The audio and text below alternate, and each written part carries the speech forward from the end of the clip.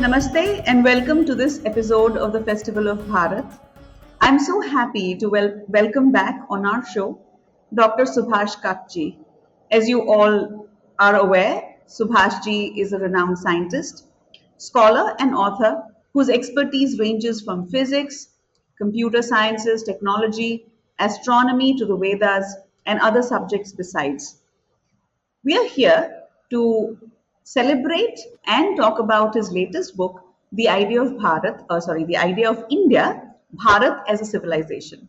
So, Namaste Subhash and welcome back. It's such a delight to have you on our show again.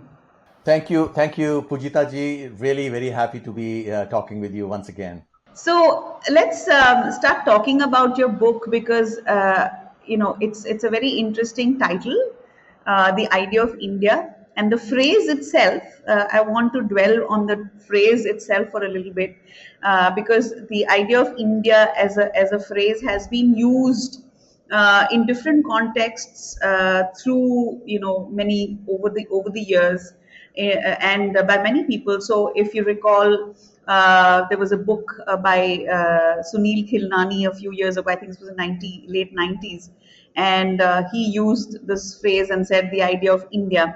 And of course, he was focused on the democracy in this country and it being a success in after 50 years of independence and so on. And then it acquired a little bit of notoriety recently with Rahul Gandhi using the term, rather loosely and saying that the idea of India is that it's a union of states. And of course, he came under a lot of flack for that. So, what are you positioning as your idea of India in this book?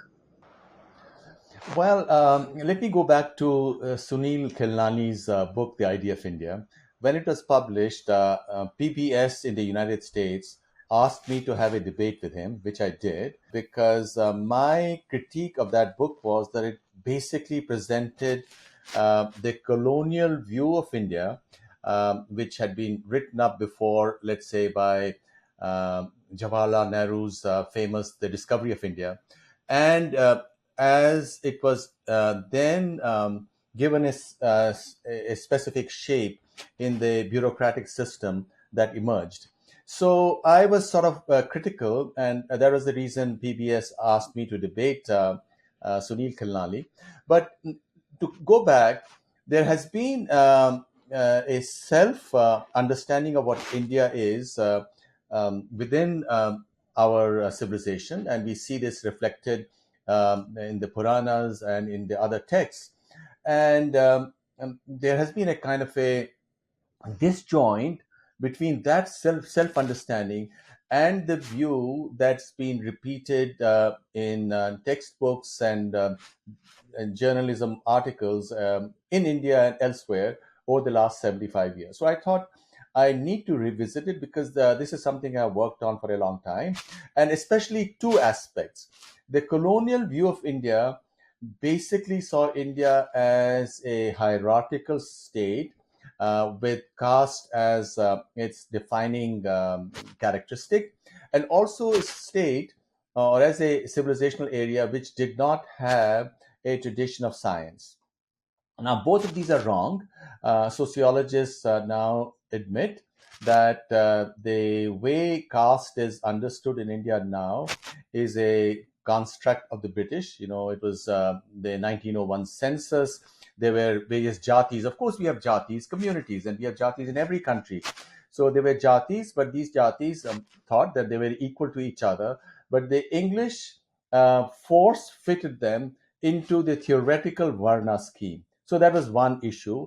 And sadly, because of the implications of this caste concept, many people in India have sort of internalized it. So it is a real problem. The second was the English need to be here because ours is an age of science, and the Indians don't have a tradition of science. So we Europeans will teach science to India. And that is totally wrong because India has preeminently been the civilization of knowledge. And until very recently, until the scientific revolution of 3 centuries ago, India was the foremost scientific nation in the world.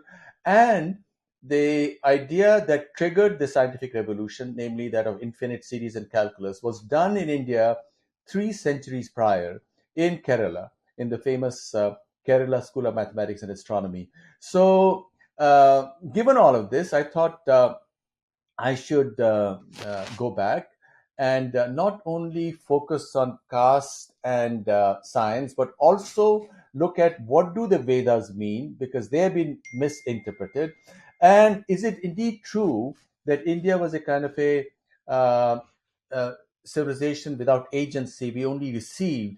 And what I have tried to show, based on recent scholarship from across the world, that India exported its ideas in a very vigorous way to all of Eurasia, ranging all the way from Japan and China to the Slavic world and to Europe. And that's a continuous uh, stream.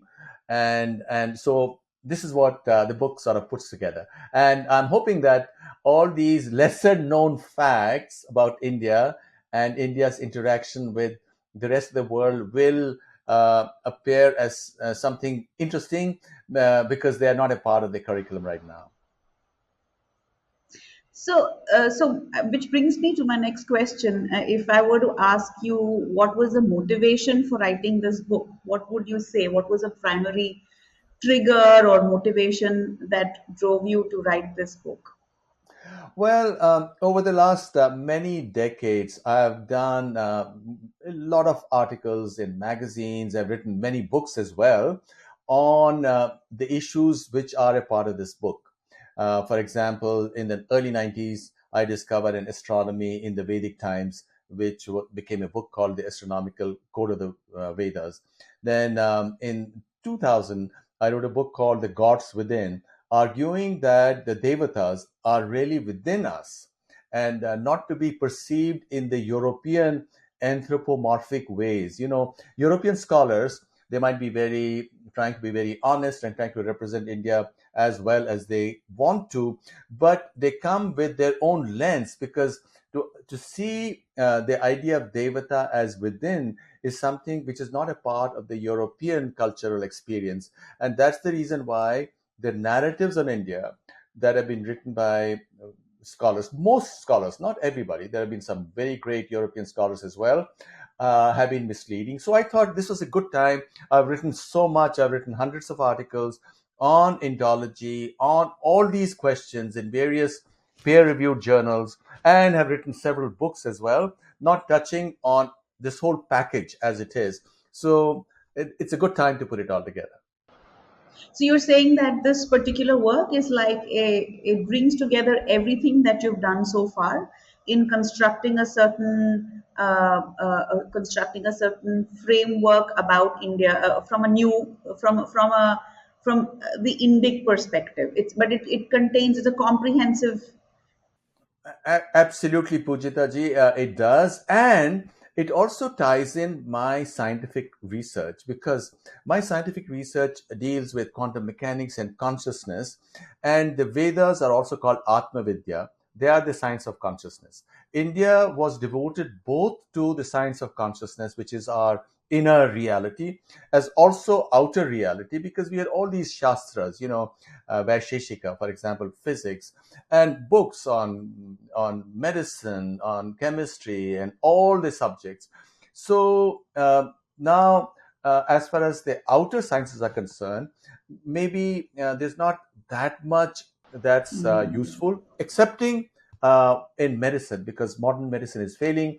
Modern medicine deals only with symptoms, while Ayurveda deals with the body as a ecological system. So fundamentally, on logical grounds, it is superior. But uh, to go back to consciousness, that is the frontier of science, and that's really the very heart of Indian culture and civilization. So one reason I wrote this book was to present the story that what India has to offer is of not only importance for historians or people who are looking back, but also for people who are working on contemporary issues related to science and psychology. So would you say the who would you say would be the readers, prospective readers of your book? Who you see, who do you see reading your book? Well, it's been written in a very easy style. It's not written in as an academic book, which are, as we know, kind of a turn off.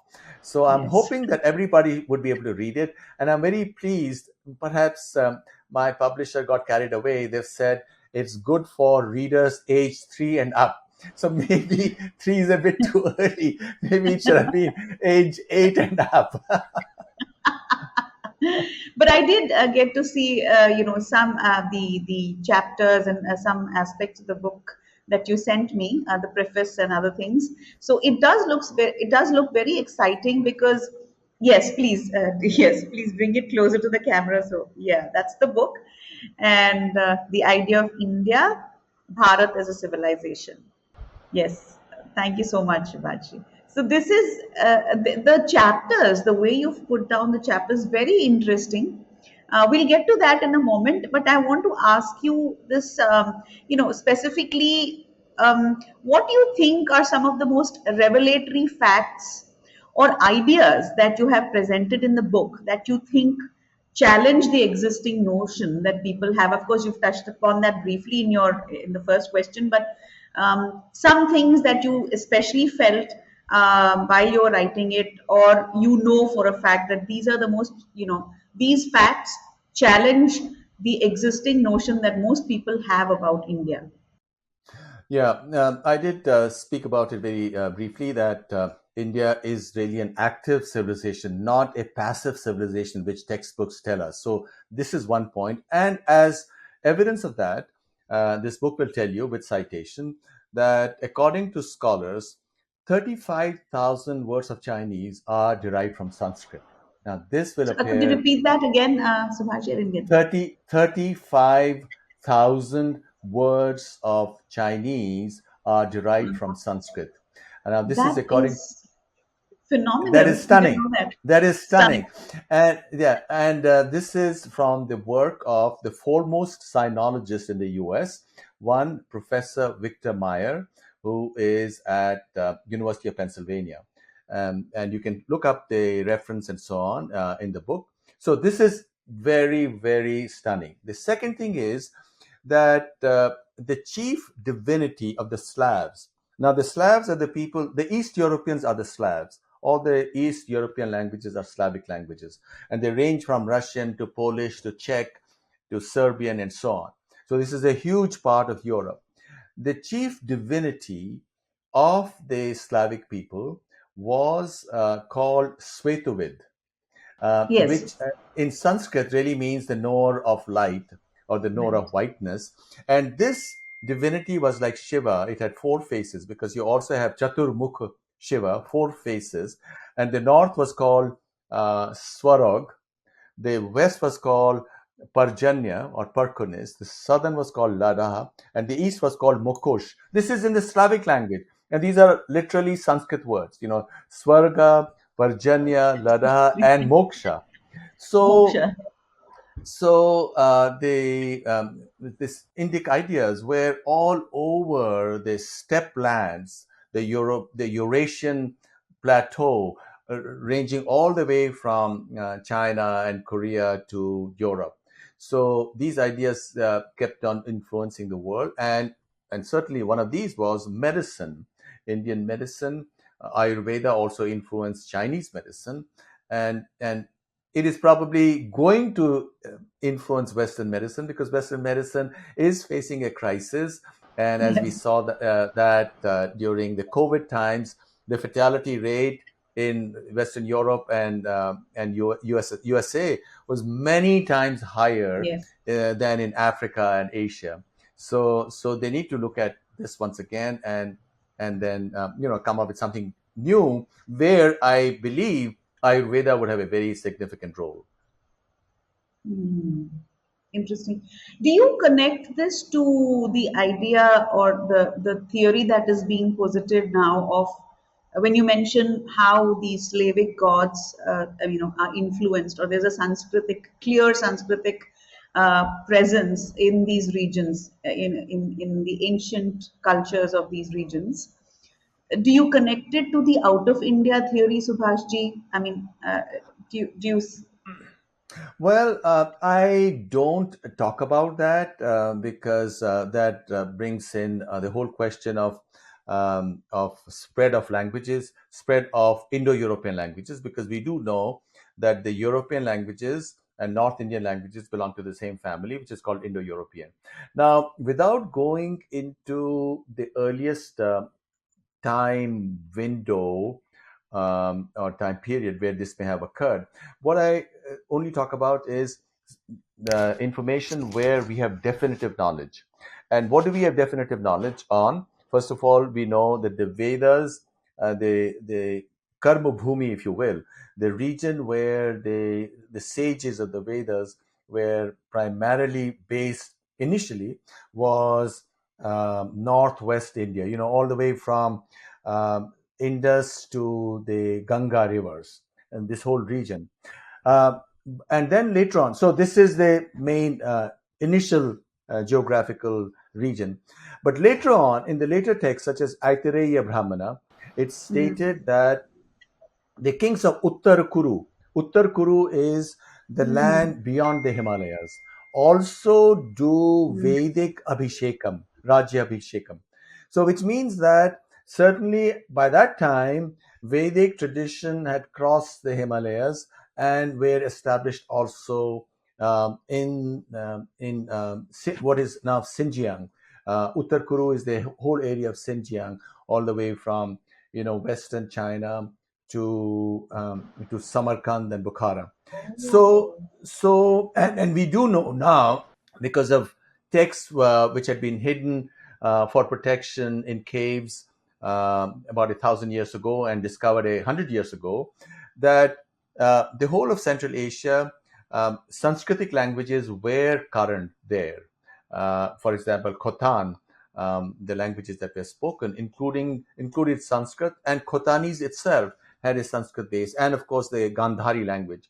So now right? information is coming out, which is based on textual discoveries on art, because you have inscriptions, you have art on caves, etc., which can be studied. That indeed, the images of not just the Buddha but also Krishna was also used in Central Asia. So that gives us a general idea about how ideas went from one part to the other. Yes, true. So Bhashti, about the book itself, it's covered a wide range of topics, like you just mentioned, and you have chapters. I'm just going to name those chapters because they're so interesting. You have 6 chapters: India and memory, Veda and yoga, literature and the arts, beyond the Himalayas, India and Europe, the world of science and future. So, and under these you have under these broad chapters you also have others, subsections.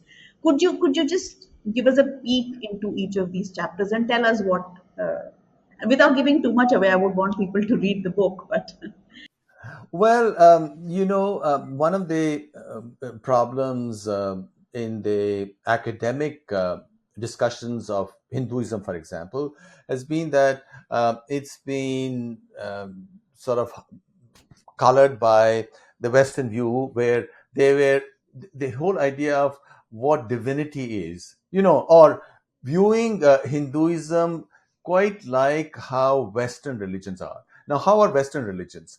In Western religions, God is viewed in anthropomorphic terms. That here is God sitting in the heavens, maybe on a throne or whatever, and he's watching us, right?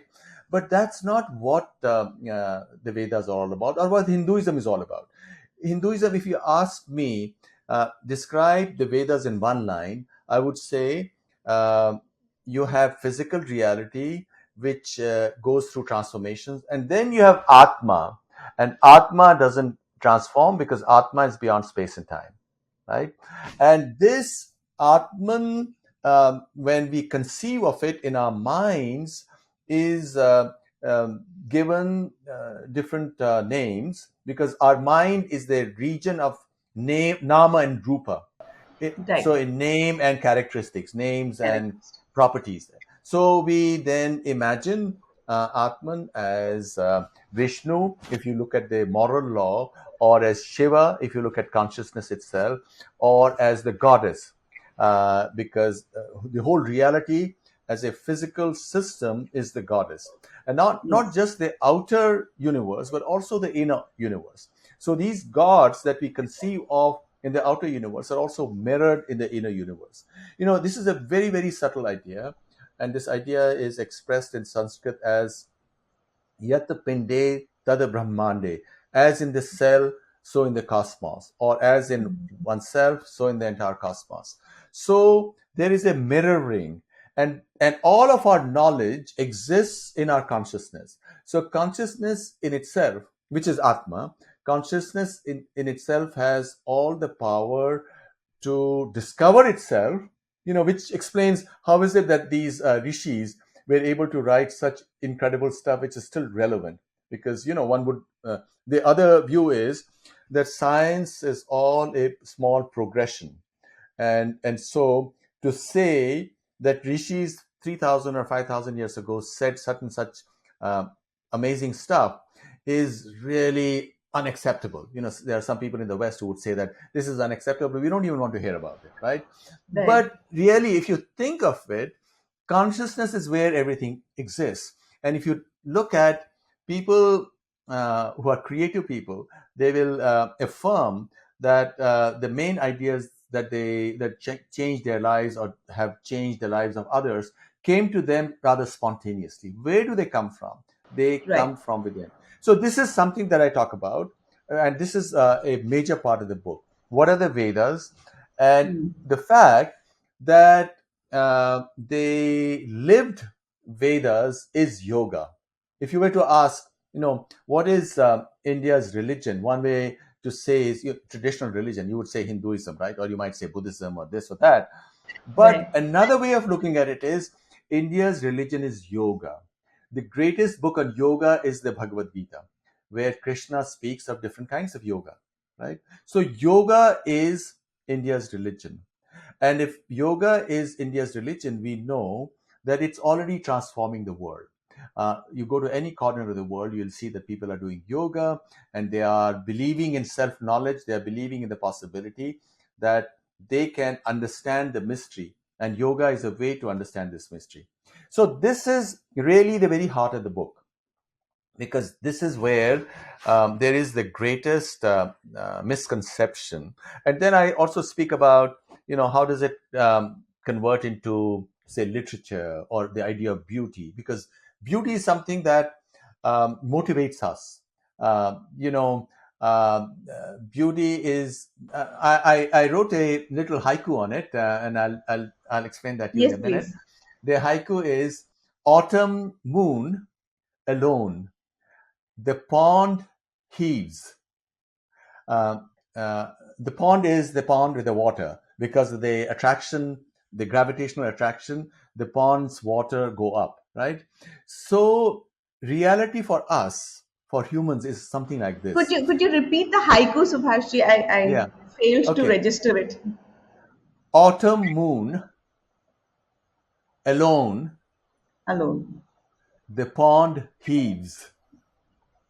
Heaves. Heaves, Oh, rises up, right? right. So uh, reality can be, or the goddess reality can be perceived as this beauty which is beyond us, right? And it's beautiful. It's that beauty which attracts each human being to strive to discover themselves, because in that beauty is the secret of the mystery. Okay, so we can also approach this mystery through the works of art. And as we know, some of the greatest works of art in human history were done in India, like the Kailasa temple in Ellora, or the beautiful temples in South India, and some in the north as well, because most of the north temples were destroyed. So this is totally incomparable. And so I talk about that, and then I talk about India's interaction with regions beyond the Himalayas. I didn't talk about Southeast Asia because that history is very well known. Indonesia and the Philippines and the Thailand, etc. They were really a part of Greater India. That history is very well known, so I've left that out from this book. So I talk about the Himalayas, then I talk about influence on the Slavic world and So on beyond Europe Himalayas is the Slavic world, Armenia, I mean, all of that, the and Chinese, China. And China. China, To yes. the east, it's China and Japan. Just as an example, and I don't know whether we talked about it last time we chatted, Yes, we did in our that first talk, yes. yeah, that one of the dharanis, which is like stotras, which is chanted in each Buddhist temple even now in Hmm. China and Japan and Vietnam, is a Nilakantha dharani, Right, where right. where Avalokiteshvara, Bodhisattva, who is considered the most worthy divinity in China, and they worship Avalokiteshvara in the feminine form. They have huge statues in which Avalokiteshvara praises Nilakantha as the exemplar of compassion, because Wow. Shiva swallows the halahal poison to save Poison. all of humanity. To save all of humanity. So wonderful influences that are not generally known to India. So I hope that will inspire scholars to do this much further. And then the last chapter is on science, and that is also misunderstood. First of all, India's own historical tradition in science is not very well known. And secondly, and most importantly, the influence that it's going to yield over the coming decades as because of AI, the whole world is going to be disrupted in so many different ways, socially, economically, and populations will collapse. At least that's my prediction, because there are no jobs, there won't be babies, and if that's what happens, the question of who we are will become center stage for every person, because there are only two ways. One is to get into depression or get into addiction, as is happening in America, and fentanyl overdose and people dying. Last year 120,000 Americans died. The other is, well, to look at it as an opportunity to discover the inner cosmos which each person has, which is also as exciting as the outer cosmos, and which can give reason and meaning to people's lives. Wow.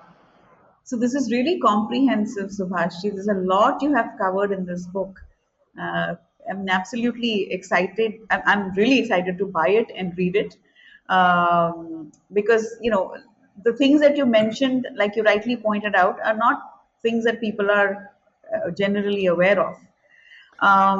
So my final question is, or penultimate question is, how do you think that the idea of or the Indian state, the way it is today, with all its challenges, etc., how do you think it's going to align itself with the civilizational India, the civilizational India that you have so panoramically put together in your book? Well, India has no choice but to align itself, because India economically right now in PPP terms is the third largest economy, and according to economists, comparative economists and WEF, India will become the second largest in about 10 years, and probably the largest economy in another 25, 30 years. If that is the case, with power comes responsibility, True. and for responsibility, in order to execute your responsibility, not just to India but to all of humanity, because all of the world, it can be rightly stated, is one family. And if India really wants to lead it sensibly and with compassion and with a desire to help every other country, it must do its things from its own heart. So it must align itself to its own civilizational imperative, which is to spread knowledge, because truly If you go back to the Vedic texts and all the texts that followed it, India is a civilization of knowledge. India is all about, Veda itself means knowledge. It's all about knowledge. And the whole world is entering a new era, where um, having come to a stage where we are dominating the outer reality, we have come to the whole question of what the inner reality is. Who are we? And for that, there is no way but to be on this path. And this is what the Indian state will have to embrace. This is not sectarian. This knowledge is universal. The Vedic knowledge doesn't say that it belongs to this jati or this race or that race. Yoga is for everybody. And I'm very glad that United Nations a few years ago embraced yoga as something for everybody. And yoga, as we mentioned before, is the is how the Veda works through everybody.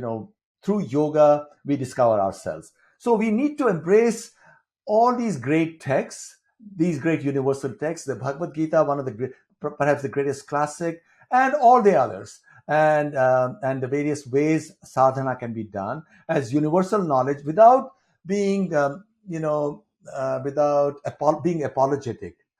Why? It's not sectarian. We would have been apologetic if we had said it's sectarian, it belongs to this class or that class. It's not. It belongs to everybody. Within each human being is the same Atman, right? So everybody is equal. But do you think, Subhashji, that India, the way it is right now, don't you see challenges ahead? Don't you see that there are difficulties, even if there are certain group of people, like the dispensation would probably be favorably disposed to the ideas that you've presented. But then don't you think that there are a lot of people in the opposition, and I refer to a few people, few communities who may object to this. Do you see that not as a problem area? You are right. There would be challenges, but you always, in every critical moment in history, there's got to be manthan, churning of the ocean. And it's only through churning that those who are in opposition, they will also recognize that, look, this is universal knowledge. It's for everybody's good. It's not for the good of one group or the other. Yoga, for example, is for the good of everybody. Everybody can do yoga. And I'm not just talking of the asanas. I'm talking of the further development of the mind. You have the five koshas, from the mind kosha, manomaya kosha, to vijnanamaya kosha or anandamaya kosha, which gives you all those gifts that there exist for everybody to have, everybody to receive. So if we take the high road and speak about all of this in a positive way, and this is what I believe I have done in my book, I don't think there would be opposition. I'm not saying, well, there may be opposition in the beginning. People would say, no, what is this? But let people be open-minded, and let them read it. And it's not my views. These are the views of the greatest scholars. This is all based on peer-reviewed scholarship of the past 40 or 50 years. These are not Right. things that I've sort of made up. So I've just been an instrument. I've been a nimitta matra, an instrument uh, to bring this all together. So I'm hoping that people will look at it, and if they want to explore the original papers and journal articles or books, the references are there, and they can do this. For example, if they really wanted to confirm that 35,000 words of the Chinese are from Sanskrit, because as we said, this is absolutely shocking, right? They can True. go to the paper, which is by Professor Victor Meyer. It's on the internet, so they don't even have to spend any money to download it. Wonderful. Great. Subhaji, my final question is, what can be, I mean, are you working on something else in the future? I mean, any projects, any other books that you're working on that we should be looking out for? I am currently working on a companion book, which has the tentative title Eternal Bharat. And what it Internal does, Bharat. Eternal Bharat.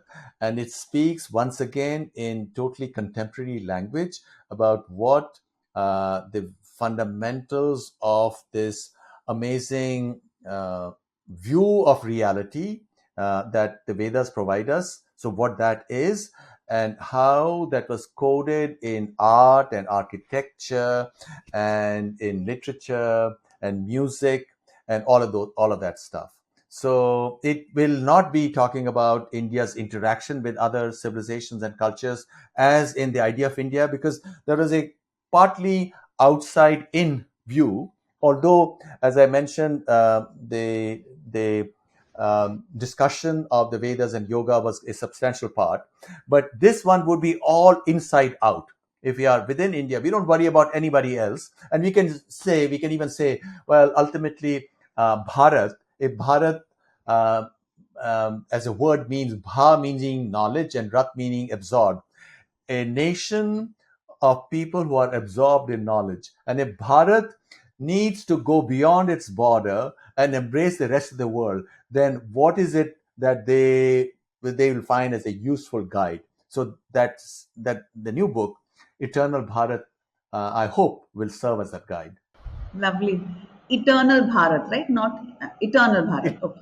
right, right, right. Great. Thank you so much, Subhashji. This talk was primarily to discuss your book and your upcoming project. So, is there anything that you would like to, some closing remarks, or that you would like to add to? Uh, Well, Pujita ji, thanks for giving me a chance to speak about my book. Now, the book, I'm very happy, is available all across the world, in UK as well as the US, both in the printed form and also as in a Kindle version. And of course, Kindle. um, it was published a couple of weeks ago. I think only on 14th of April, That's right. exactly 2 weeks ago in India. So it is available everywhere, and please do read it, and you will come across a lot of information which would be very, very surprising, and also very satisfying, because this is wonderful stuff. Our ancestors, they exerted tremendously in all directions, not only Southeast Asia, where they did amazing art, Borobudur or Prambanan and all the temples all across, but and also literature. We should not forget literature of Indonesia. We're not saying that we did it, but there was the prerna, the inspiration was from this idea of reality plus atman, which is an incredible idea which doesn't exist anywhere else in the world. Anywhere else. So we our ancestors did that, and this is something as Schopenhauer, the German philosopher, said a few centuries ago. He says, when I get depressed, I turn to the pages of the Upanishads to bring me out Pages of of the Upanishads to bring Upanishad. me out of my depression and soar high in the skies. I'm paraphrasing him. So I hope that this book will also help people to get connected to that Upanishadic essence Yes. of our tradition. Wow. Indeed, I do hope that people go out and buy the book. And like you said, it's easy to read. It's for people to get a peek into all the aspects of wisdom, knowledge systems that this country has to offer to the world and has over the years. And let's hope that they do that. And so, to all those who are watching, please do buy Subhashji's book. It's available, like he said, The Idea of India. And thanks for watching. Thank you, Subhashji, for giving us your time today. And we'd love to have you again very soon. And our best wishes for your new book, for the book that you're working on currently. Thank you, Pujitaji. Thank you, Festival of Bharat. Yes, and to all those who are watching, please do not forget to subscribe if you haven't already. Share our content, like it, comment on it if you feel like, and please do keep coming back. And your patronage means a lot. Namaste and Dhanyavad.